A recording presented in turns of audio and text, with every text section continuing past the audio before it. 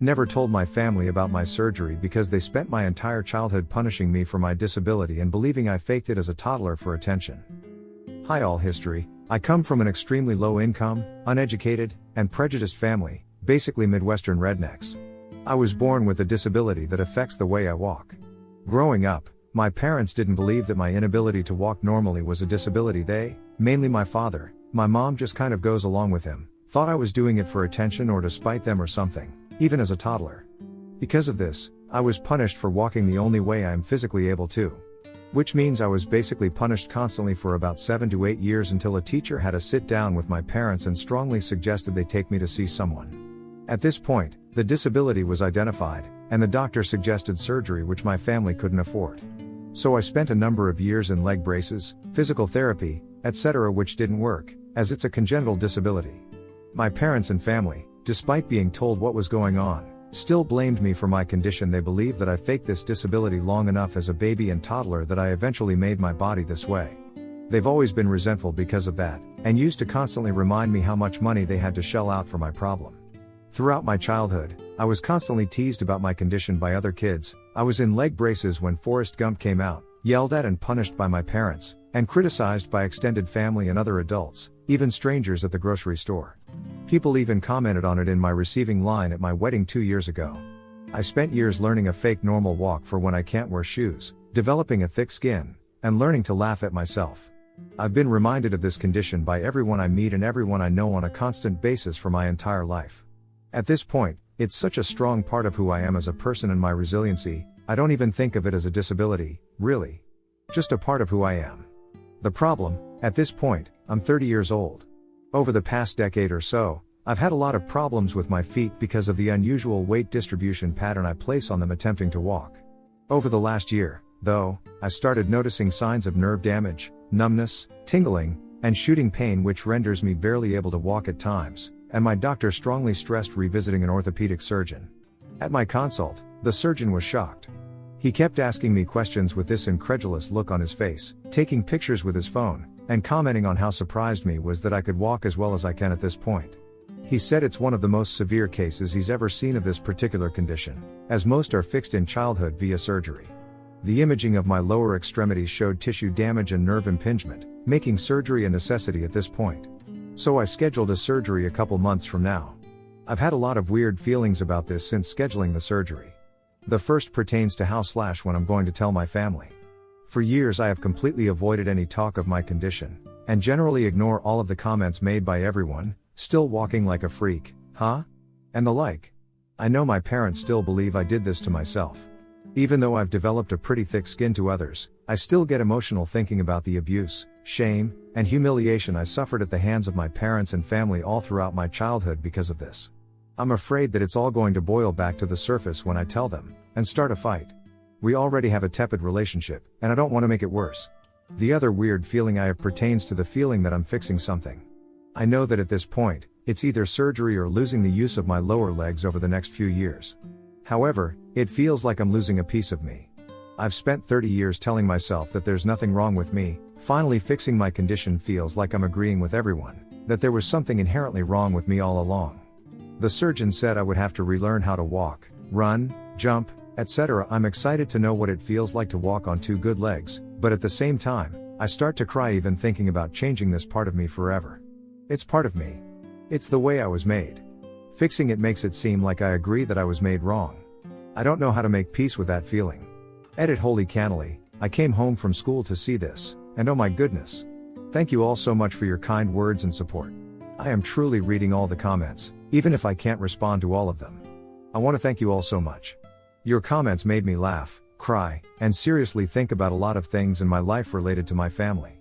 I wanted to address some points that I've seen come up a couple times, for better clarification. 1. My family no longer thinks I'm faking. At this point, they believe that I faked my condition as a baby and toddler, and that led to the condition I live with today. Kind of like if you keep making that face it's going to stick that way mentality. There is absolutely no getting through to them about this, so I just ignore it. 2. I grew up in a poor, uneducated, generally abusive household with an abusive alcoholic father and an enabler for a mother. I've been in therapy off and on for almost a decade now, but really started to make progress a few years ago when I started seeing my current psychiatrist, so no worries on my current mental health. Although I still have a lot of problems related to my family history as well as other things that happened, I am in the best possible place now, and actively dealing with it. 3. The reason I still keep my family in my life is because of a few reasons. 1, of course, is the unconditional love I feel for them. As horrible as some of them have been, deep down I will always want to help them and hope that things will get better. I realize this is stupid of me, but I've been working at limiting my exposure to them for a number of years now, and it is a slow process. Another reason, which I know is also probably stupid, is for the sake of my other family members. I am very protective of my family, and in my teen years established something of a caretaker/head of household role with them when my dad's alcoholism got really bad. I can't handle the thought of the stress and pain I would cause my mom and siblings if I were to cut them out of my life. I don't know if I could do that to them. I do love them, as flawed as they are. 4. After reading through most of the great comments you guys left, I think I'm going to simply get the surgery and not say anything.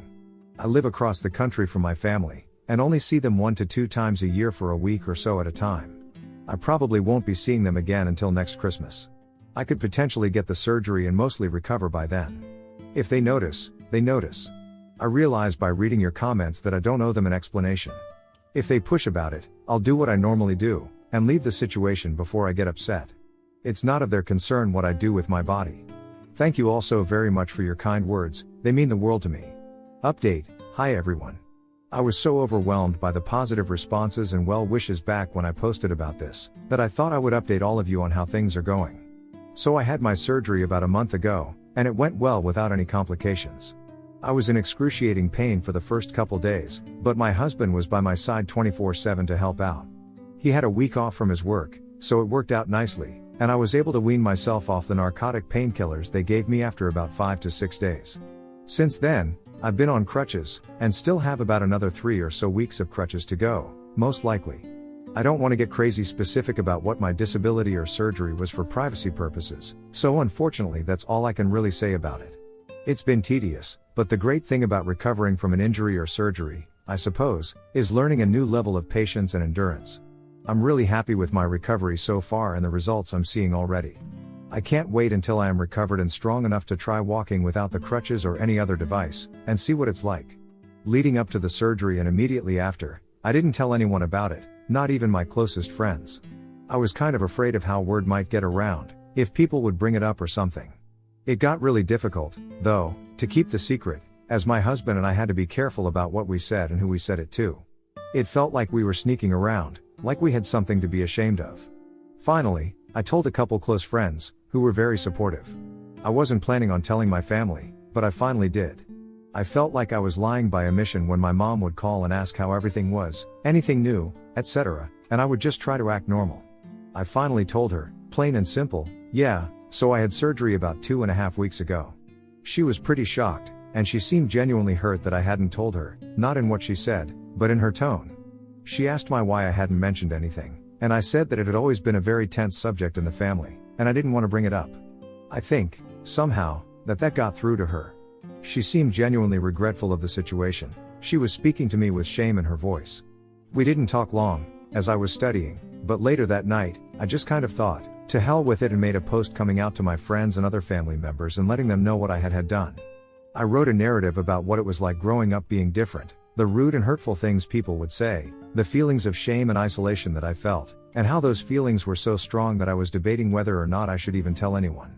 It was a positive post though, overall, as I tried to remind people that individuals with disabilities shouldn't be treated like an outcast or an exhibit. And honestly, I don't have time or room in my heart to feel angry or resentful. I am so hopeful for the future and looking forward to normal mobility. Everyone was incredibly supportive about the post, and my parents called me a bunch of times in the days after. We played phone tag a bit, and when I finally talked to my mom a couple days ago, she said she wanted to start looking at flights to come out here and visit me, and help out. I told her that wasn't necessary, that I was pretty used to the crutches now and the limited mobility I have, and she said she hopes I can reconsider in the next couple days, as it would make her feel a little bit better to be able to help me out, cook, shop, etc. Apparently me getting the surgery and intentionally not telling them, coupled with the FB post that my mom saw, I didn't call them out or anything in it, just talked in general about how difficult it was, made my parents feel horrendously guilty about the way I grew up and was treated. My mom wanted to try to make it up to me somewhat by flying out here and spending some time together. I appreciate the sentiment, and I'm glad that they're seeing the way they treated me in a new light, but I do think I'm honestly too busy in the next couple weeks to host a guest. I told her we could revisit the discussion in a couple weeks. So, everything is pretty great right now.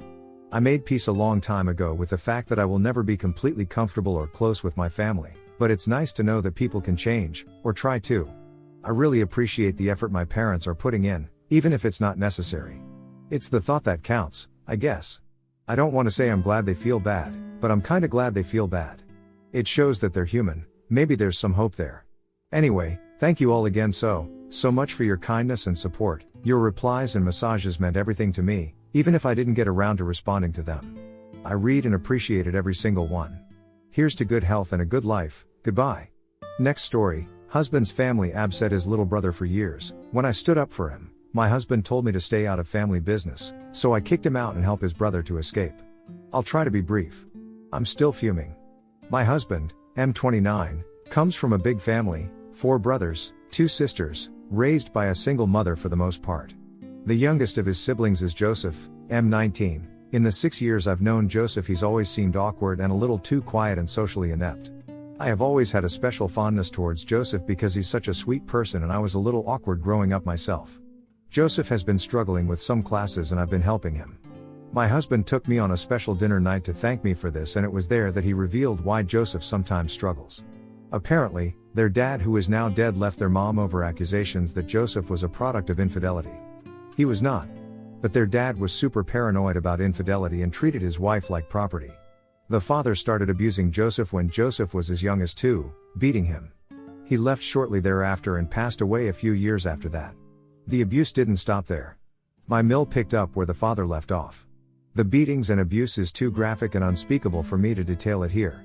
It's disgusting and inhumane. My husband said that all the siblings took part, including himself. When I could no longer take listening to the details and the extent to which my husband participated, I asked him why and how he could do those things. He went into full-on defense mode when he saw how furious I was and said they were told he was not their brother. Like that's a valid excuse? He said the family buried it and doesn't talk about it. That Joseph started defending himself at about 13 and the abuse stopped then. I asked him if anybody had apologized to Joseph. He said he doesn't need an apology, that he just needs to forget, and in time he will. Since that night 3 weeks ago, I have been unable to be affectionate in any way towards my husband. It's like I went from totally in love, to totally repulsed by him. He's suddenly somebody I don't even know. I honestly don't know why Joseph has chosen to stay around all these animals, and I'm disgusted with myself for marrying one. Last weekend we had a backyard cookout, as we often do. Most of his siblings were here. Joseph knocked over a pitcher of iced tea. He's a little shaky and a little clumsy, but it was an accident obviously. My mill went off and started berating him and called him an idiot and a few other names. She started to berate him about his hands and how they shake so much and told him to get control of it and stop shaking. I gave my husband a look, like, hey, jump in here. He didn't do anything. I lost it. I went completely crazy on her and told her that maybe if she hadn't beat him and other things. At this point my husband jumped in and told me to take it easy on his mom. I told her to leave and she told everybody to leave with her. Joseph only stayed because I practically begged him to stay, but she told him to leave too. I tried to talk to my husband about what happened and why I went off. He told me to mind my own business about his family business. I told him to leave at this point. He reluctantly left and has been calling and texting me non-stop to forgive him. Edit 1: finally heard back from a friend I had emailed. She's a counselor. She told me I actually victimized Joseph by bringing up the abuse that Friday night. She says I should have simply stood up for him for what happened that night. She says I should apologize to him for that, and I will tonight. She also said it's probably going to be the first and only apology Joseph ever gets that's even remotely related to all the abuse he suffered, so be ready for anything. I'm picking him up at his friend's house tonight. His mom kicked him out over what happened. Everything is happening so fast now. My parents have stepped up big time and offered to move him in. My dad is going to teach him how to drive and help him get his DL. He's going to give him his old car that nobody drives. Now we just have to convince him to accept our help. Haven't read all your comments, but I will. Just things are happening fast, I need to keep up. I know my kids will be fine. Right now I'm in full get Joseph help mode. I have not read all your comments, but I will. Thank you all. Oh, I almost forgot. I spoke to my husband on the phone finally. He thinks he's going to talk his way back. I asked him why his mom kicked out Joseph. He said he had no idea what I was talking about, he didn't know. Joseph told me that my husband has been staying at his mom's and he was there when Joseph was kicked out. I will file divorce, no chance I'm taking him back. Edit 2. Some of you have asked about the details of he abuse. I left them out to spare you. Something inside you breaks when you hear the details of what they did to Joseph. I wanted people to read this and not have to visualize it. Horrible and tragic are not big enough words. Edit 3. Sorry I can't respond to every comment and thanks for some kind words. But just to add some clarity to some questions I keep seeing. No, he has no remorse, nor does he think an apology is needed. He also feels no therapy is needed for anybody, just time to heal. But at the same time he acknowledges that Joseph's shaking and struggle are a result of he abuse. I don't get this contradiction, but I will get therapy for myself as well and try to get more answers. Also yes, my dad is pretty awesome. I knew he would spring into action if I just talked to him. My mom is great too. I knew dad would get her to sign on as well. They like Joseph, and they had reservations about me marrying my husband, but that was for other seemingly petty reasons at the time. I swear on my life that I did not know my husband and his family had this secret. I only knew that they all seemed normal, but Joseph was clearly damaged. He is very sweet-natured, but you can tell he has endured some things. I always wanted to get close to him and try to understand him, but I never would have guessed. Update: I filed for divorce after a few conversations with my husband. He blames Joseph for our divorce and became very threatening. At one point he said he would walk away from me and our 2 kids if I didn't stop the divorce process. I called his bluff and told him go, we would be better off. In my state it takes 6 months to finalize divorce with children involved. I have sole custody and he never filed for joint custody, which is good. Now on to Joseph. There's so much, but I'll try to be brief. He's in therapy and lives with my parents. He's sticking it out with school even though he has anxiety and depression. He's fighting really hard to heal. Sometimes he has setbacks and is just like a broken down little boy. He has a very strong will and spirit, and sometimes I wonder how far he would have gone in life even now at 19 if the animals hadn't totally broken him. His siblings and mom still try to contact him and guilt him for not staying with his mom to take care of her as she ages. They all agreed that Joseph's life would be to be the mother's caretaker as they all go on have lived their own as they wish. He actually feels guilty about not fulfilling that, shockingly. He has a long way to go before he realizes that his life is his to do as he wishes. They don't have his phone number anymore, but they email him. My dad got him a new phone cause his mom would call him and berate him and guilt him. It seemed like every conversation with her set him back 2 steps. She still knows how to crush him, sadly. I wish she didn't have that power over him. I've never wished a death penalty on somebody like I do on her. He's dating a girl and I'm scared she might hurt him, break his heart, but my dad is more encouraging of that and has to remind me to not overprotect him. Joseph has become very close with my mom. He drives her grocery shopping and enjoys doing that stuff with her. My dad taught him how to drive in like 1 week. He is about to go take his driving test for his DL, he's still on a learner's permit. There are a lot of positive things going on, but progress is very slow and sometimes it's like watching a clock. It just seems like he's standing still in terms of anxiety and depression. I can't say too much about all that's going on, but I can say that my parents have an attorney and are going through the adoption process. I wanted this to be a more upbeat and positive update, but honestly Joseph struggles a lot. Law enforcement is now involved because some of the physical abuse is more recent than I thought, just from his mom. He has a few scars and he has broken bones that never healed properly cause he never got medical attention. Protection orders are likely to be granted. If they are, then according to the investigators charges will almost be inevitable. That part of it I can't say much about, but can say that Joseph is willing to go forward with that process for now under the guidance of his therapist. But we have been warned that he may choose to back off later. Though one cop said there is a point of no return for the DA even without Joseph's cooperation.